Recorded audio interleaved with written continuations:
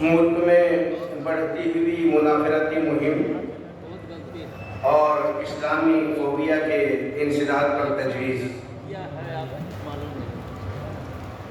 آج ہمارے ملک کو اسلامی فوبیا اور مسلمانوں کے خلاف نفرت اور اشتعال انگیزی کا مرض لاحق ہو گیا ہے۔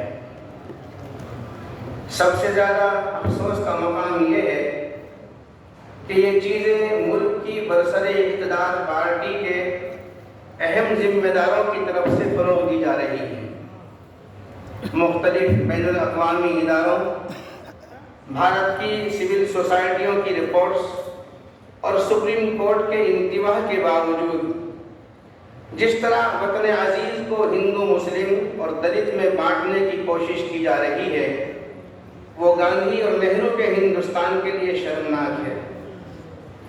معمولی سیاسی مفادات کے لیے نفرت کا زہر اس قدر گھول دیا گیا ہے کہ تعلیمی ادارے اور کالج کے طلبہ تک اس وبا کا حصہ بن گئے ہیں۔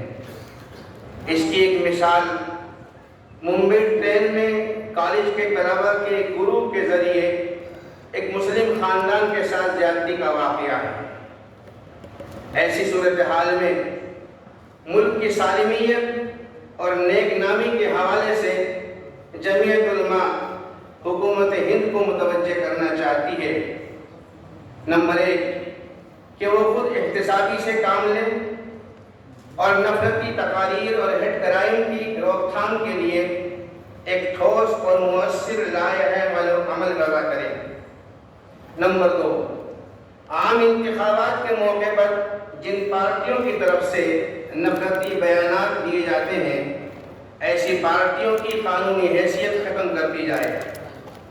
اگر کسی امیدوار نے بیان دیا ہے تو اس کی امیدواری کالعدم کر دی جائے۔ نمبر 3 سپریم کورٹ کی واضح ہدایات کی روشنی میں لاپرواہی برتنے والی ایجنسیوں پر ایکشن لیا جائے اور شرپسندوں کو کیفر کردار تک پہنچایا جائے۔ نمبر 4 لا کمیشن کی سفارش کے مطابق تشدد پر اکسانے والوں کو خاص طور پر سزا دینے کے لیے ایک علیحدہ قانون وضع کیا جائے اور سبھی اقلیتوں بالخصوص مسلم اقلیت کو سماجی اور اقتصادی طور پر الگ تھلگ کرنے کی کوششوں پر روک لگائی جائے۔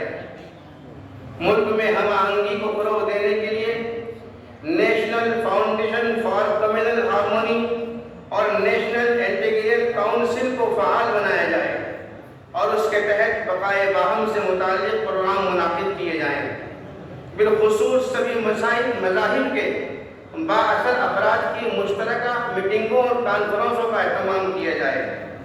یہ اجلاس ملک کے مذہبی رہنماؤں، سول سوسائٹی، میڈیا اور سیاسی پارٹیوں سے مطالبہ کرتا ہے کہ وہ اس منافرتی ماحول کو ختم کرنے میں اپنا مؤثر کردار ادا کریں۔